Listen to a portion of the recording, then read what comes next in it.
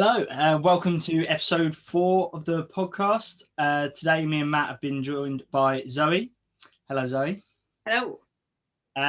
Zoe is both a PT and a what is it? The exact category that you compete in? Is it called? So in figure. In figure, so she's a figure competitor. So yeah, really high level competing in that area, takes her physique to the next level, more than me and Matt have ever done.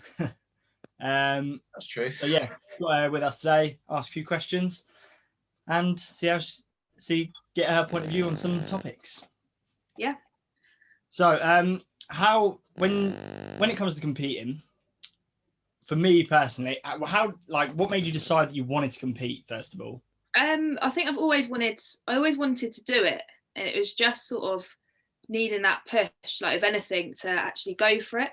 So it was when I was working in Pure Gym, 2016, and it was Mr. Luke Austin that actually said, I can really see your potential in doing it.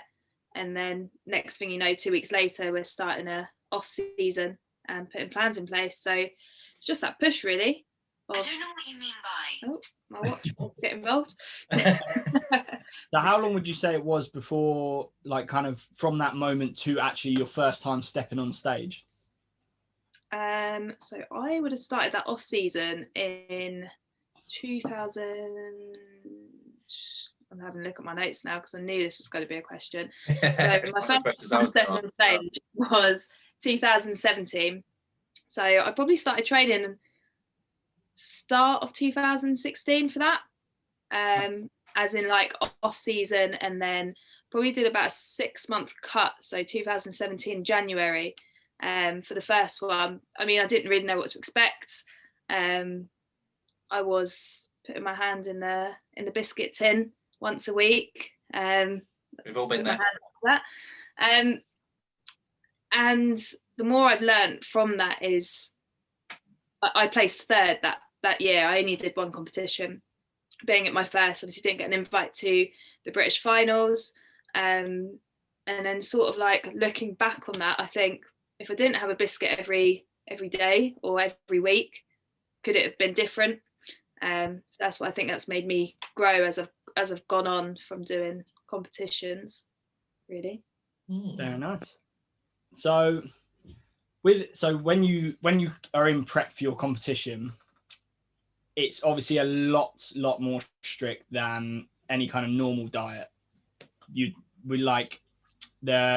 have no real kind of much leeway. You have to stick to what you've got. Yeah. You'd say, yeah.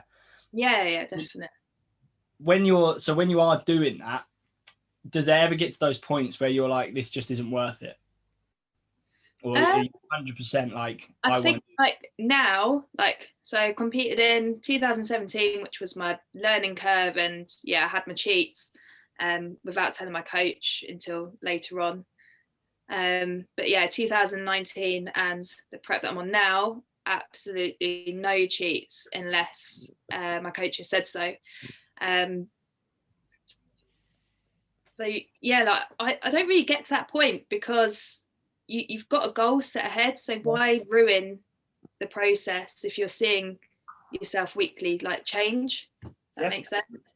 Yeah, no, yeah, it's just not worth it. Like if you feel like, I want to throw the towel in, and you feeling like that for a couple of weeks, maybe the stage isn't the right thing. Maybe go for a photo shoot. Like that's a lot less stress on mental health as well. So yeah, you've got to be 100%. Yeah.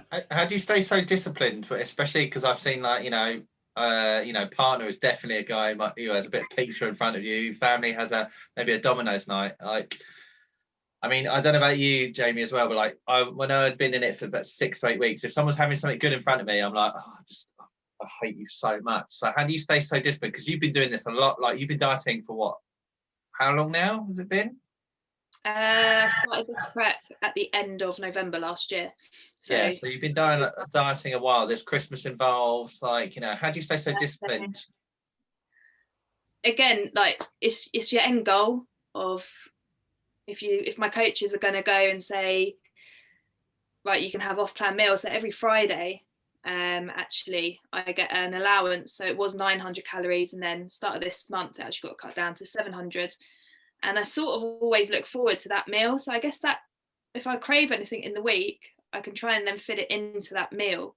But you can imagine my mind is always looking at food and, like you said, people around me, so that can change daily, hourly.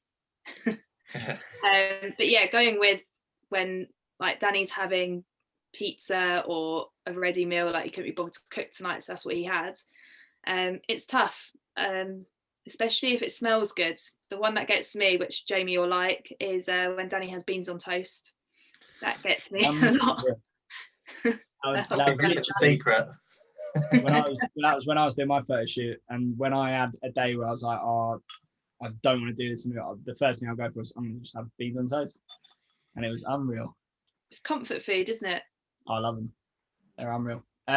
So with it being that strict, then when you finish your shows, do you find it hard not to just then go into a straight, right, I'm going to eat everything in sight for the next weeks and weeks on end? It's really weird. So 2019 I had a drawer, and that drawer was up to the rim of treats, snacks. Matt, you probably remember me I posting do remember that. this one, yeah. And obviously Danny competed then as well, so it was even more. But looking back on it, I didn't really like go all in at it all at once. It was more that I wanted to pick throughout the week. And in that year of competing, after every show, I was allowed to have like enjoy a meal with friends and family. But I think so. I competed 4 times in 2019, and I've had like my meal after competitions was like a Miller and Carter, so a lean steak, chips, veg, and a dessert. So I didn't really like pig out with like a massive Domino's or a huge burger. Actually, I went to Five Guys, wasn't all that impressed, because you've been clean for so long. It's you almost get a bit of body dysmorphia after a show.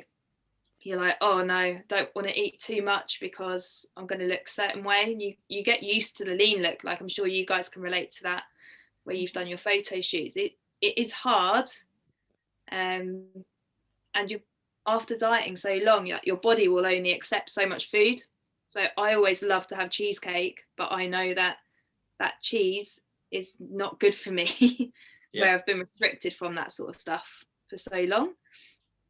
Yeah, that was like me with McDonald's. Like, where I was at uni, I'd have McDonald's like multiple times in the week, and it would be fine. Like, I would never feel that bad after having it.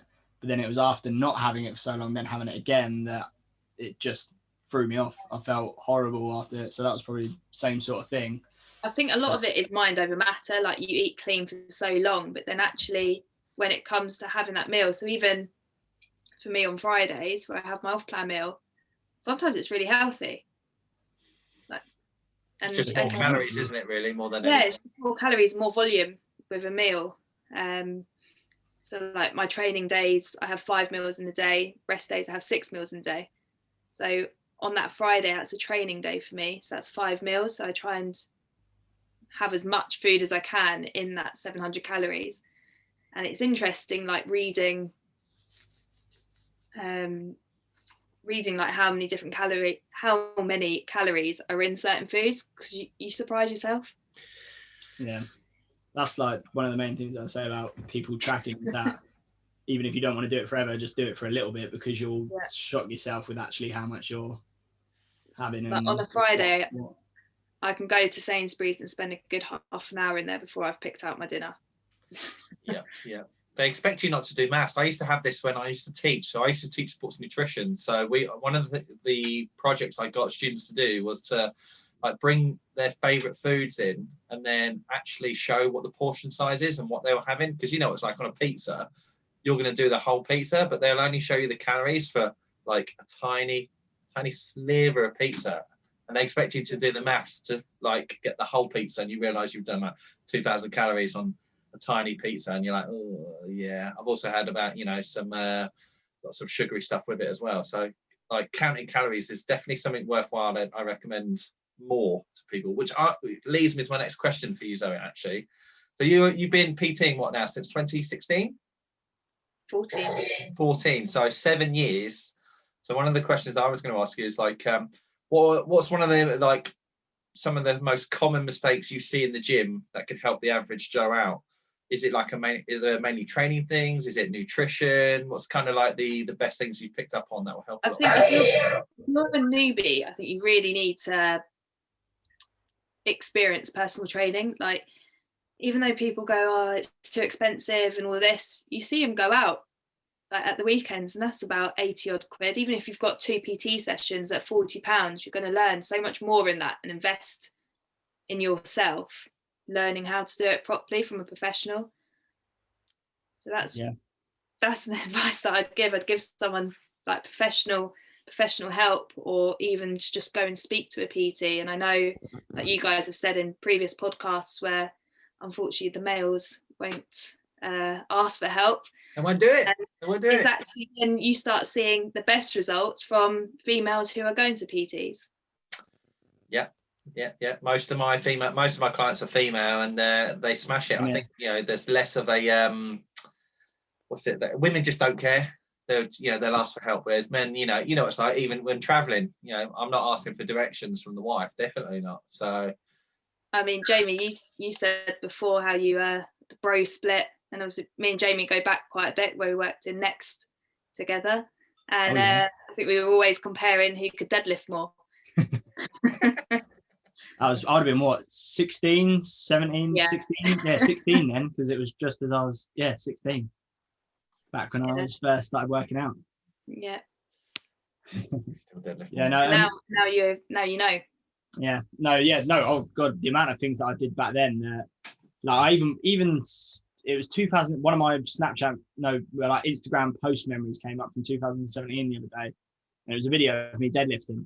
And God, looking at it now, I'm like, oh, you could have done some serious harm. So even myself, before I was a PT, this is actually one of my questions as well, of how did I make this sort of like a career, and I actually had a personal trainer. So 2012, maybe 2013, Natasha, who's my best friend, I was PTing with her, and then she gave me the final push of, you'd be a great PT. Like, I really enjoyed my training then, and like wouldn't miss a spin class, wouldn't miss a PT session. I was getting into my weight training, and it all kicked off from there really, and then qualified 2014. So even I've had personal training, and even now I'm having online coaching by 2 coaches. Learning quite a bit. Have you taken any of the stuff that you've learned from your coaches now and applied it to your own clients? Yeah, massively. I feel like I've learned a lot more about nutrition from the coaches I'm with now. So Pro Prep Coaching, little shout out for them. Steph and Andrew. So they're professional bodybuilders, both in the natural, competitive world. Andrew's actually a doctor with nutrition, so I do learn a hell of a lot from him, and it'll be interesting to see like further up to like peak weeks if I get to the stage. Although I have said to them, if the shows are cancelled due to COVID, I still want to do peak week for a photo shoot or something like that. Well, yeah, you can get a good rebound phase going back out, can't you, once you deplete quite well? So you'll have, exciting sort of like Jamie said earlier regarding like, how do you not like kind of pig out? I think with them, what I've noticed with you over the past year is that everything's like very well planned. So I can imagine even if once they get you in a good peak week, that you'll look to go back up out of it and probably avoid any niggles and injuries, but get stronger and pick some good lifts actually, which goes to my next question. What are your numbers for your lifts at the moment?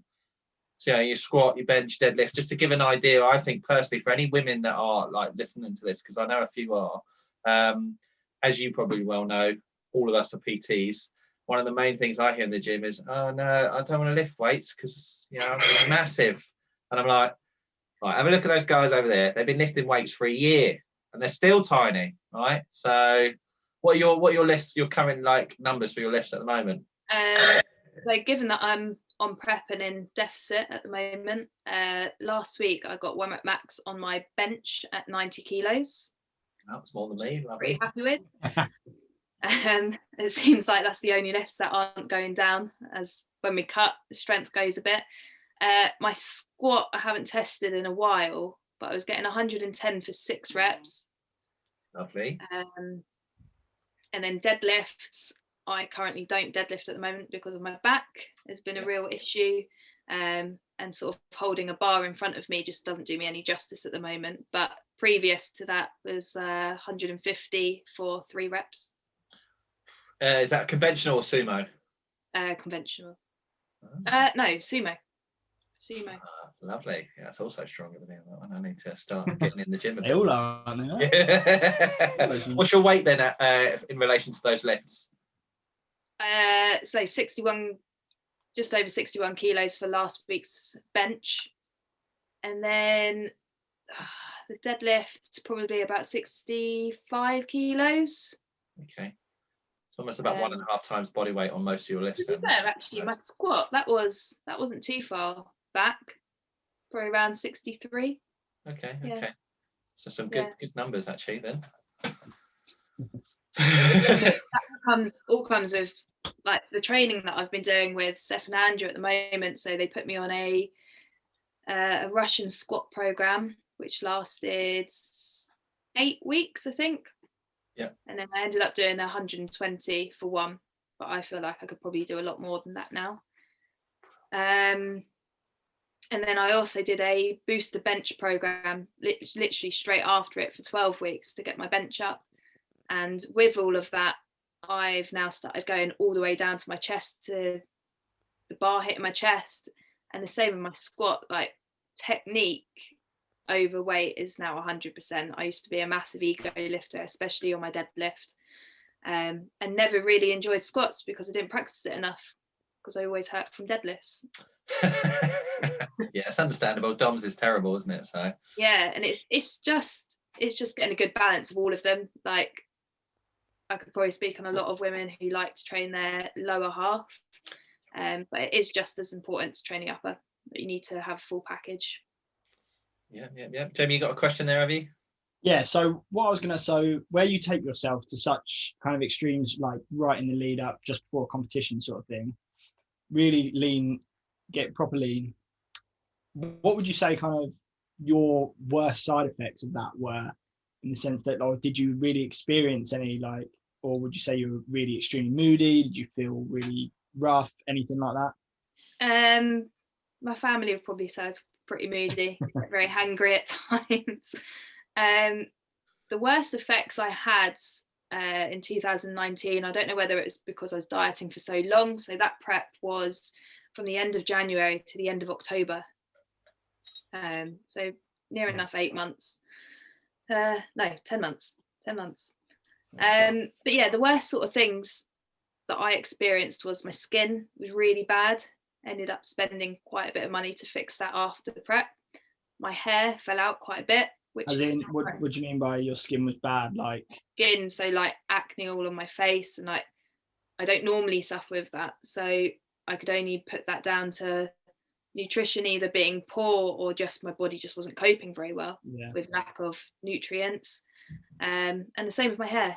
My hair, literally back here, it's not long at all.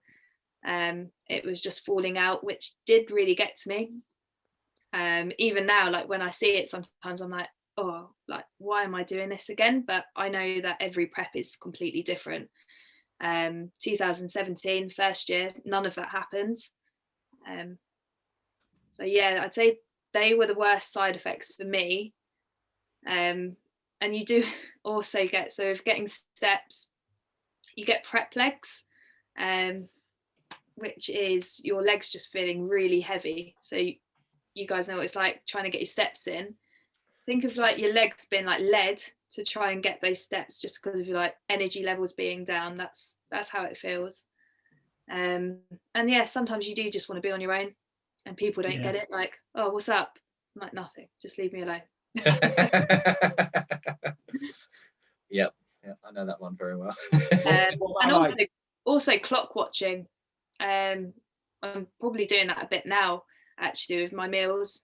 I'm thinking, okay, when's the next hour that I can eat? Like, just spreading them out so I don't eat them all at once. And I actually took a leaf out of your book, Jamie, with how you said you don't feel hungry in the mornings. Because of my routine of, especially with lockdown, I get up at 7:30, walk my dogs, then I have my breakfast. The other morning I wasn't hungry. And I thought, you know what, I'm not going to eat for the sake of eating. I'm going to wait and then save my meals for the rest of the day. So yeah, thanks for that. No worries. It got me out. Not that it's a bad habit, but just sort of just like anything that's going to help you is a win in it. So what about like sleep? Did you find it affected your sleep at all, or were you fine with sleep just because you were just so knackered? Yeah, I'd have naps in the day.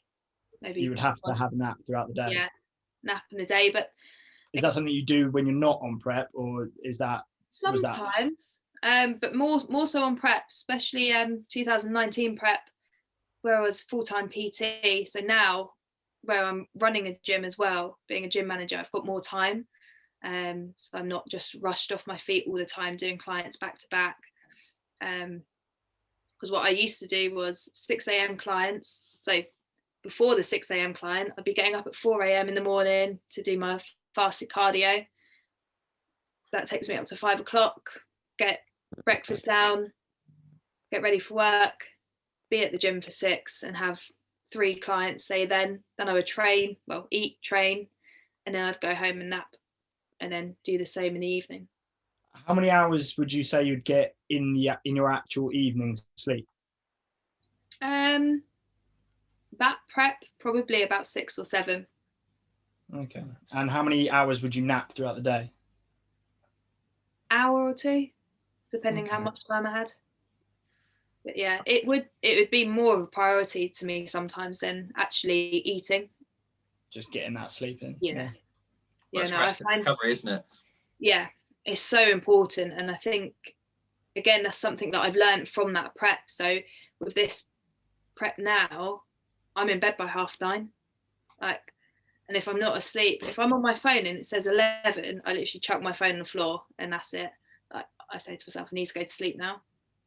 Yeah, that's why one of the main factors that I feel was overlooked, and that's why, like, in my 5-day free fat loss course, little plug there that I'm running, sign up. But one of the modules in that is literally just all on sleep, and it's probably something that people wouldn't expect to see in a fat loss course as per se, but it's going to do absolute wonders if you're someone that's trying to lose weight. If you're not getting your sleep in check, you're building mountains for yourself to climb, as opposed to knocking them down by getting a good night's sleep and sorting your hormone levels out and your energy levels out and all that sort of stuff. Did that ever affect you, Zoe, at all? Because I know you monitor your weight quite regularly. Did you ever find, like, with a bad night's sleep that went up? Because I know mine certainly did. Yeah, no, definitely agree with that. It's fine if I have a bad night's sleep. It doesn't set me up for the next day either, and it can end up turning my day quite negative. I won't enjoy my session. I'll be a pain in the ass to be around. Yeah, it affects me a lot now, more than ever, if I have a bad night's sleep. Even like if my dog wakes me up, I'm like, for goodness sake, like, leave me alone. Like, How do you know you're not in prep? Jeez, God. Well, it's just if you fit all the kind of knock-on effects, you literally forget all the health effects and all that kind of stuff purely on weight loss side of things. You wake up tired. Even if you you can think about it as much as you like, you will move less just from like less fidgeting.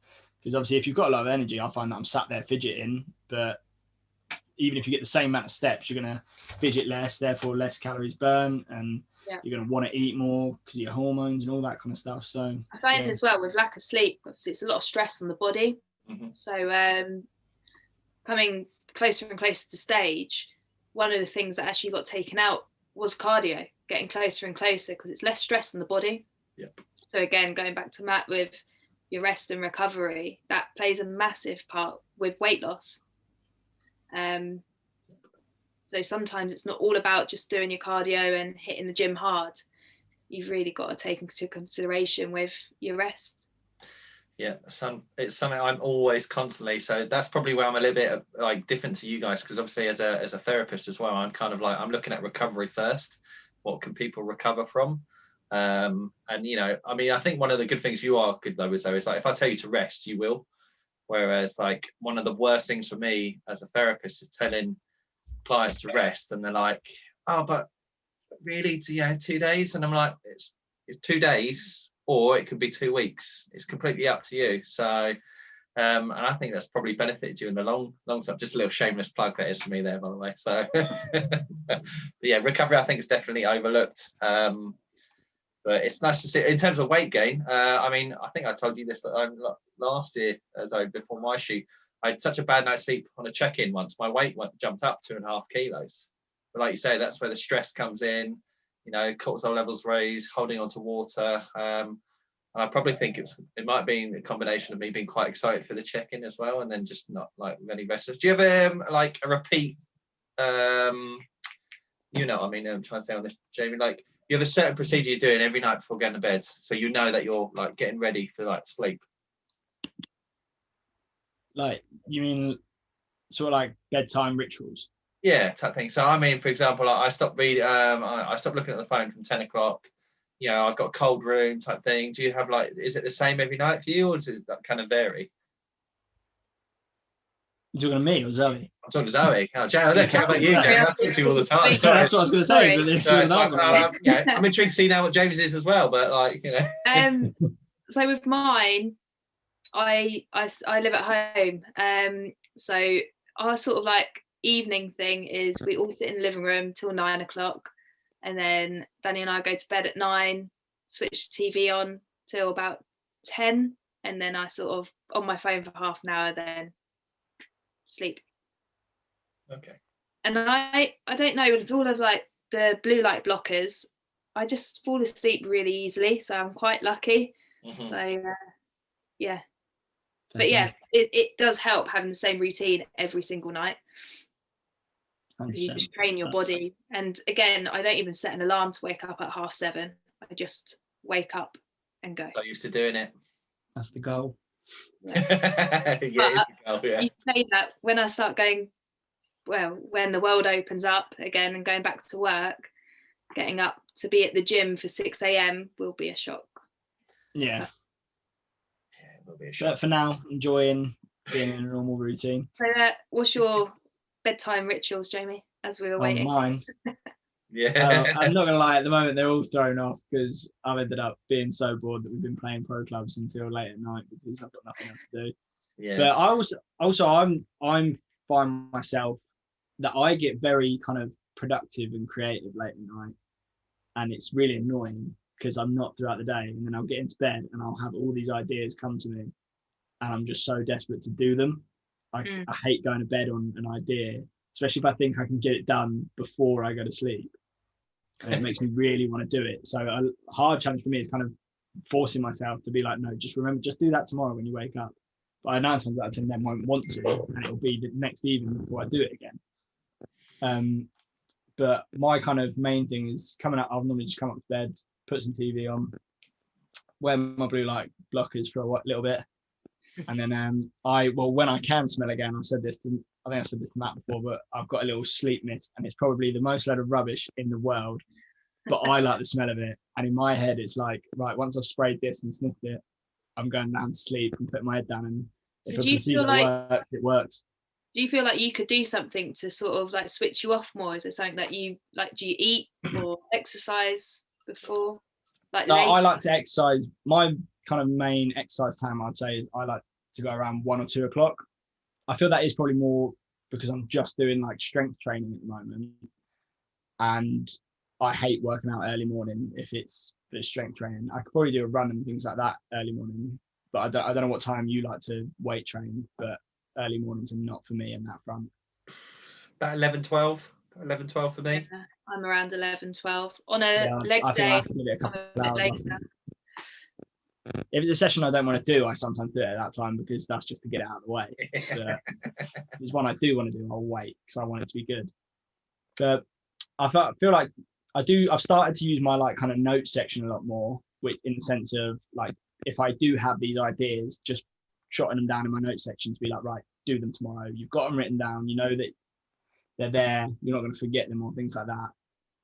I'm trying to do that, and it's not succeeding. But I still get like I know it's not completely accurate, but I use like my Fitbit sleep monitor, and I still get good quality night's sleep pretty much every single night. It's just my times have shifted a little bit into that later direction since lockdown, because I haven't got to get up to work and things like that. What is there to do? So, why not? Yeah, to do. A question I was going to ask you, though. So I know you've been with Pro Prep Coaching for a while, and I see you record all your training sessions now. Is that something that you've always done? Yeah, especially with prep, I do like knowing like where I am. I mean, to be fair, actually, I don't remember not logging my workouts since starting like competitive bodybuilding. I like writing it all down. I have my little logbook, and then I have my sheets online with my coaches as well. And I think having an actual logbook to write things down in is better than just being on your phone, because then you get distracted by other things on your phone, like Instagram will pop up, a message, Facebook, and then you end up messaging and then losing track of sort of like your rest periods, which has happened to me before. That's why I went, because there was a period where I thought I'll just log it into my sheet straight away. Like, what's the point of writing it down and then writing it again? But then I did find I was being on my phone a lot more. So yeah, I definitely would recommend writing that down. And even this evening, I've written all my workouts for this week, so it's already set. And even some numbers that I want to hit, they're written in there already to sort of like get myself into the mindset. Yeah. Do you think it's beneficial to logbook? Yeah, definitely. Especially to look back on, like, especially now, like all of our brains are a bit muddled with even what day it is. It's good to then be able to look back on like what I did on chest last week, or what I didn't do so well on. What can I try and improve on? Can I try doing the exercises in different orders to up my strength in, I don't know, say a hip thrust for me actually was my 5th exercise on legs. I changed that to the 3rd exercise and added on 15 kilos to that lift because I wasn't as exhausted. Oh, nice. So, yeah, no, it's definitely good way of progressing. So has your training? Oh, go on, Jamie. Now you go, because then this might lead on out. So you go on. You go. I was going to say, so what do you find more kind of rewarding for yourself? Is it how, like, kind of looking back at how you look on stage, or is it kind of more when you're in your off season and getting stronger and stronger and stronger and hitting PBs and that sort of thing? What would you say is more mentally rewarding for you? Both. They're so different. That's a really hard question. Get to eat in the off season. Yeah, I mean, you get to eat in the off season, and there's less niggles in the off season because you've got more fat protecting joints. You're not as frustrated. You can do more or less what you want in the off season. And I think from the off season I've just had, I was a lot more comfortable in myself with that off season because I didn't pack on loads and loads of weight. I did stay, I wouldn't say I was lean, but you could tell that I had muscle under there, and I felt more comfortable. So my bulk in 2018, I got up to 72 kilos. How tall are you? 5'3". Oh, that was what I weighed for my photo shoot, but in perspective. There you go. I wasn't comfortable.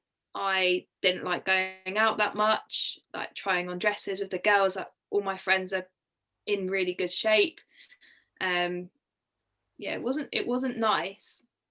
But yeah, like I said, this off season, I was probably maximum 66 kilos, and obviously built a lot more muscle mass as well. Even one of my coaches said today, he compared pictures from the last time I was on stage to where my physique is at now, and he said, you haven't got many weeks between this and what you look like now. So yeah, aesthetically, so cutting and seeing what I do look like underneath all the fluff, that definitely gets me excited, and it's probably one of the things that keep me going as well through prep. I'm like, oh, I can see four abs this week. Can I see 6 in a few more weeks? And that sort of area for me is one of the most stubborn areas, and that actually leads me to going on to where body fat sits on me. So the first two, so 2017, 2019 for me prep, my body fat sat mainly around my hips, my lower stomach, and on my arms. My back's never really had any fat on it. That's always the leanest part of me. But this one, my stomach seems to have gone first, which is really bizarre, and nice. made me really excited. So yeah, like I said, every prep is completely different. You don't know what your body's going to do, respond like, even to certain foods that you might think you're fine with, you're not as well. So 2019, I did a intolerance test, and I did that because my weight wasn't budging. And I know you shouldn't always look at the scales, but in doing bodybuilding, your weight should be coming down with the amount of fat you're losing. So I did this intolerant test, and it said I was intolerant to chicken. Now about 70-80% of my meals were chicken, so I changed that out for turkey, and I started dropping weight. Wicked. And it wasn't that I was eating like chicken thigh or like not lean chicken or chicken with skin on. It was breast meat, so it was the leanest. But yeah, just changing to turkey, and then now I'm fine with chicken because my body had a rest from it. Ah, that's cool. It's quite funny you say that. So that's one of the stories I used to bring up in the when teaching is weightlifters from Eastern Europe. What was it, East Germany, when there was an East and West Germany? They would literally have every meal would be chicken, and they had it so much that they became allergic to it, and they just couldn't have it anymore. So it's nice to see that you because a lot of people will associate not losing weight and obviously using scales as just a tool. But what made you take the intolerance test? Did you coach them too? No, because my weight wasn't dropping. So I just thought, is there something I'm eating that affecting that? And I think it was just, at the time, I think it was just popping up on Instagram all the time, and it was the thing to do at the time. Yeah. Similar to cupping. Yeah. Session with you, Matt, the treatment. Yeah, everybody was doing it at that time, I think. So. Yeah, and that's what I wanted to do, so I did it. Yeah, we haven't looked back. What, 2 years now? Is it 2 years? I think it's longer than that now. I think has it been that long? Yeah.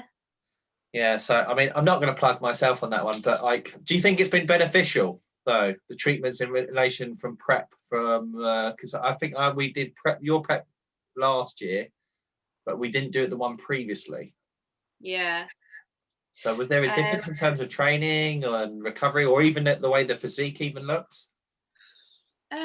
Yeah, I definitely say with how my physique looked, and definitely getting into different poses. I mean, I can't remember too much from my prep in 2017, except from my mood swings were absolutely hell. But yeah, I mean, treatments with you with my 2019 prep, that made massive differences, even with you doing sort of my legs a couple nights before stepping on stage. They'd come out a lot more than they previously had, and same with my lats. One side always gets stuck than the other. See Matt for treatment and managed to get it out. It's just stubborn. Yeah, it's not always the best one.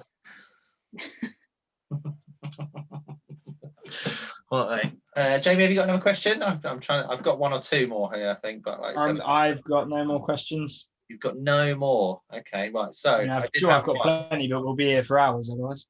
Well, you know, I mean, I'm having a lot of fun. There's nothing else to do, so you're taking my mind off food. Yeah, I did that. I'm the same as you. I haven't eaten for a couple of hours, but this is helping quite a bit. So what does a normal day look like for Zoe?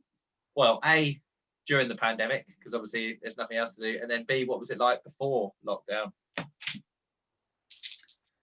So before lockdown and to what it is now, the goal's still the same. So my mindset's still the same. Yeah. I am lucky enough being able to train pretty well, decent amount of kit. Won't mention any more than that. Yeah, I mean, I got asked a similar question as well, like, how am I staying motivated in the pandemic? It's most of it is down to me being so disciplined, and I've been doing this for a long time now, so I know what to expect. My family are really supportive. I'm really lucky, obviously, with Danny. He does the sport as well, so it definitely keeps me on track. But yeah, day now, like I say, I get up at 7:30, walk my dogs. If I need to meal prep. I probably go train around 11 most of the time. Client here or there online. There's not much going on, as you can imagine. That's as fun as it gets. I mean, check in with my coaches once a week. I mean, food wise, so training day I'm on about 1800 calories, rest days 1600 calories, and then with my refeed on a Friday, my food for the whole day changes, so it's about 2200 on that day. And then my training, so I'm a pretty bro splitter, if you say so. Chest and calves on Monday, back day Tuesday, rest Wednesday, Thursday arms and core, Friday legs, Saturday is shoulders and core, and then Sunday is complete rest day. And then I've got cardio as well, which as of tomorrow goes up. So I do, what is it? Monday, Tuesday, Thursday, Saturday. Yeah, so 4 times a week I do 25 minutes of HIIT training now. Yeah. And then twice a week I do an hour, which is normally on the cross trainer, on a Wednesday, so my rest day, and on Friday, leg day. Is that in one hit as well? An hour on the cross trainer. Is that an hour in the cross trainer in one hit? No, so the hour is a steady state. So just as in, just are you? nice. Yeah. So you're just doing one whole hour. You don't do like I do, where I break it up at all. So 15 minutes here. 15 minutes no. Total. Oh, she's an actual athlete, Matt. Wow. Oh, that's where I'm going wrong, obviously. I would rather just get it done. Yeah, I think I say to myself, it's normally after I've had sort of my snack meal. So after my rice cakes, peanut butter, apple, yogurt, I say to myself, right, I'm going to give myself 45 minutes for it to go down, and then jump on and do that. But now when my hits are 25 minutes, as of tomorrow, I might start joining in some online classes that FS Waking are doing. A little bit of motivation in there as well then for you. So shameless plugs from us all. I think I've only got one question, and that's last, and that's it, and then we'll let you sort of get on and get your food. So it literally is, what are your goals for 2021? 31 days has finally passed in January, whereas we were joining in the gym. Most people will quit by tomorrow, even though they've been there for 31 days. So what are your goals for the rest of the year? So I've always said for this year with prep, I only want to prep for 6 months of this year. So end of June, we'll be celebrating, eating, going out with friends and that. Okay. Just more of the social side, obviously, if we're allowed to, even if it's in a back garden and having barbecues, and that's just a bit of social, isn't it? As like last year was meant to be my off season, and being able to enjoy holidays and be with friends, going out, and that just didn't happen that much. Yeah, so this year I'm hoping to do 2 bros, a NABA, and I'm not too sure if I'm going to say this right, NMF UK. And if they don't go ahead, then it's a photo shoot. So they're just different federations. Yeah. And maybe an MPA, just to make it a natural competition as well. Okay. Just to prove my point. Not that I need to, but yeah 2 bros NABA. I'd be up against girls that are assisted. Yeah. Which at the start of thinking of being against girls that are assisted and seeing them on stage, it kind of scared me and thought, why am I doing this when they could have had extra help being assisted? then I thought, what an achievement it would be to beat them as well. Yeah. And it does happen. By assisted, you mean drugs. So taking steroids, basically. Yeah. Yes. So just for people who don't know what assisted means, so just to kind of sort of put that one out there. So assisted means that obviously the girls are taking drugs, whereas you are a natural competitor, competing in essentially natural federation and a untested federation. So yeah. So yeah, it'd be good to see what you look like compared to them. Personally, I think your looks actually already. I mean, you've only been dieting like November, and you're already bloody leaner than I care to remember, which is frustrating. So yeah, it'd be good to see what your package is against sort of some of these girls who are like, on the stuff. Yeah, no, it'd be good, and it's also nice doing the different federations and seeing how different shows run as well. I mean, one of the main questions I get asked is female bodybuilding like bitchy backstage? It's really not. It's so like who I've been with like in federations, so BMBF and UKDFBA, everyone is so friendly. Like the girls backstage are sticking your bikini down, touching up on your tan. Like everyone's just really nice. It's not like, oh, don't come near me, or like don't talk to me, or anything like that. It's everyone wants to help each other. Like everyone's worked just as hard. Well, you wouldn't think that you're working harder than all of them, but no one admits that. Yeah. Okay, nice. Well, it's exciting stuff. And for anyone that doesn't follow you on Instagram, what's your Instagram username? @bodypositiveuk. So if anyone doesn't I would go and follow Zoe. She does post a lot of good stuff up there as well, and it's good to see her journey. So I'm really into my nutrition at the moment. So if you're struggling with that, I am posting quite a bit on nutrition. Mm-hmm.